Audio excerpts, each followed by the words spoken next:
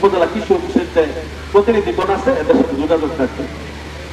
আর সরিষা চাষ এখানে অলরেডি বলেছে সয়াবিন তেলের যে ক্ষতিকর প্রভাব, সয়াবিনের যে বাজার মূল্য সেই অনুযায়ী সয়াবিন তেলের দাম আরো অনেক বেশি হওয়ার কথা, কিন্তু তার মানে যেহেতু কম দামে পাওয়া যাচ্ছে তার মানে 5 লিটার সয়াবিন তেল 5 কেজি সয়াবিনেরই তো অনেক দাম, তাই না? এটা আবার ভাঙানো হয়, প্রসেস করতে হয়, তাহলে এই দামে কিভাবে দেয়?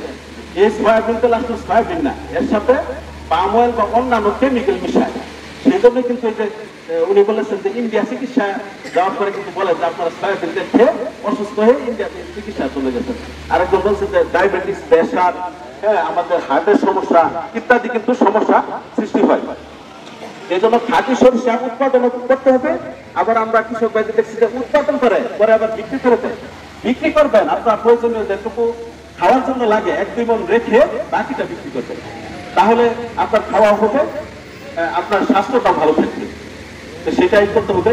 আর দেখুন যেহেতু এখানে মা বোনেরা আছেন, গার্জেনরা আছেন, আপনাদেরকে একটা অনুরোধ করবো, আপনাদের ছোট বাচ্চাদেরকে প্রতিদিন একটা ডিম, 1 গ্লাস দুধ আর একটা কলা, কলা কেন বললাম এটা সহজে পাওয়া যায়, এই 3টা খাবার বাচ্চাদের ব্রেন ডেভেলপমেন্টের জন্য এটা গবেষণায় দেখা গেছে এটা খুবই জরুরি। আপনারা এটা কিন্তু করতে হবে। প্রথম আজকে থেকে ছোট বাচ্চাদের প্রতিদিন একটা ডিম, একটা কলা আর 1 গ্লাস দুধ, কঠিন কিছু না, তাহলে আপনাদের সন্তানরা কিন্তু ব্রেন ডেভেলপমেন্ট হবে এবং এই দেশ এবং জাতির জন্য এবং পরিবারের জন্য সে বুঝা হবে না। ব্রেন যদি আপনার এই সময়ের কাজ সময় না হয়, পরে যত বড় হলে যতই খাবার দেন কোনো লাভ হবে? এই তাছাড়া যদি প্রতিদিন ডিম, দুধ, গরু মাংস খাওয়াই, ওনার কি আর সেই বয়স যেটা হয়ে গেছে আর কি বৃদ্ধি হবে? সেই জন্য ছোট বাচ্চাদের এটা খুব ইম্পর্টেন্ট।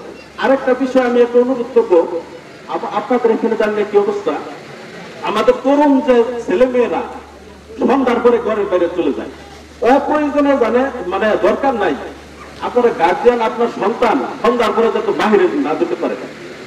ছাত্রের কাজ কি পড়াশোনা করা, সে পড়তে না করুক, সন্ধ্যার পরে মাগরিবের আজানের পরে কখনো বাইরে যেতে পারবে না, এবং ফজরের আজানের পর উঠিয়ে দিবেন।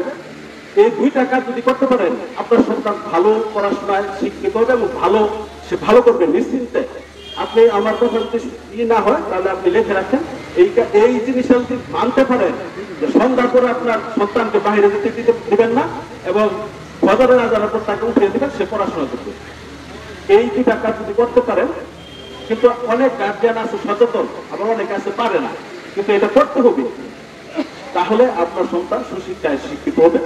যেহেতু সময়ের কি আছে সেজন্য আমি বেশি কথা বলবো না। আরেকটা বিষয়, আমরা কিন্তু প্রচুর পরিমাণে কার্বোহাইড্রেট খাই, কিন্তু আমরা শাকসবজি ফলমূল খাই না।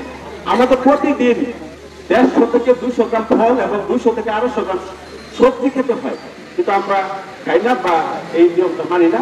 সেই জন্য এটা কিন্তু আমাদের স্বাস্থ্যের জন্য খুবই ক্ষতিকর। যাই হোক, আমি আসলে খুবই আনন্দিত আজকের এই প্রোগ্রামে। আমি ধন্যবাদ জানাই উপজেলা কৃষি অফিসার মুশফিকুল হক এবং তার যে টিম, উপসহকারী কৃষি কর্মকর্তা বৃন্দ, এইও এবং এডিশনাল এগ্রিকালচার অফিসার সহ যারা আছেন, এসএসপিও সহ এবং আপনারা যারা আছেন, সবাইকে ধন্যবাদ জানাই। করিমগঞ্জে আসলে খুবই গুরুত্বপূর্ণ একটি সমাবেশ আয়োজন করেছেন, সেজন্য সকল সুধীজন কৃষক কিষাণবৃন্দ সবাইকে এবং প্রিন্ট ইলেকট্রনিক মিডিয়াকে বেশি ধন্যবাদ জানাই, কারণ তাদের প্রচার প্রচারণার মাধ্যমে কিন্তু আমাদের এগ্রিকালচারটা এতদূর এগিয়ে গেছে। সবাই ভালো থাকুন, সুস্থ থাকুন। আসসালামু আলাইকুম।